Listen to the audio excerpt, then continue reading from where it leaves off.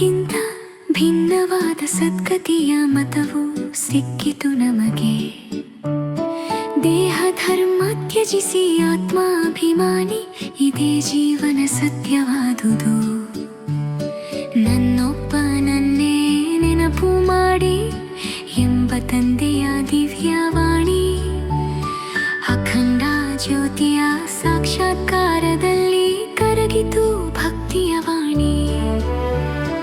ಅರ್ಜುನನಿಗೆ ದಿವ್ಯ ದೃಷ್ಟಿ ತೆರೆದು ಅನಂತ ರೂಪ ಕಂಡಾಗ, ಸಹಿಸಲಾಗದೆ ಸಾಕು ಎಂದನು ಜ್ವಾಲೆಯ ಮಹಿಮೆಯಂದಾಗ. ಪತಿತರಿಂದ ಪಾವನ ಮಾಡುವ ತಂದೆ, ಜ್ಞಾನ ಸಾಗರ ಸರ್ವರ ದಾತ. ಶ್ರೀಮತದ ದಾರಿಯಲ್ಲಿ ನಡೆದೆವು ನಾವು, ರಾಜ್ಯ ಭಾಗ್ಯದ ಹಕ್ಕು ನಮ್ಮದೇ ಎಂದು.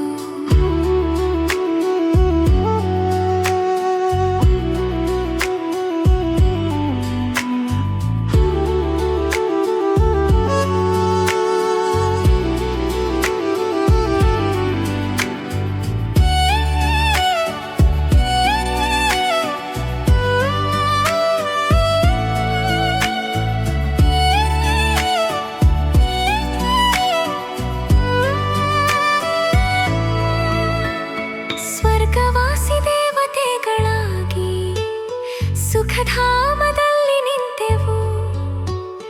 ಪುನರ್ಜನ್ಮದ ಏಣಿಯಲ್ಲಿ ಇಳಿದು ನರಕವಾಸಿಯಾಗಿದ್ದೆವು. 5,000 ವರ್ಷದ ಚಕ್ರದ ರಹಸ್ಯ ತಂದೆಯೇ ತಿಳಿಸಿದರು. ಸತ್ಯ ತ್ರೇತಾಯುಗದ ಸುಖಮಯ ಜೀವನ ಚಿತ್ರಿಸಿದರು. ಕೃಷ್ಣನು ಸತ್ಯಯುಗದ ರಾಜಕುಮಾರ, ದಿವ್ಯ ದೃಷ್ಟಿಯ ರೂಪ. ಭಾರತವೇ ಶ್ರೇಷ್ಠ ಹೂದೋಟ, ಭಗವಂತನ ರಚನೆ. ಪತಿತರಿಂದ ಪಾವನ ಮಾಡುವ ತಂದೆ, ಜ್ಞಾನ ಸಾಗರ ಸರ್ವರ ದಾತ. ಕಾಮ ಮಹಾಶತ್ರುವನ್ನು ಜಯಿಸಿ ನಾವು ಪುನಃ ಸ್ವರ್ಗದ ವಾರಸುದಾರರು ಆಗುವೆವು.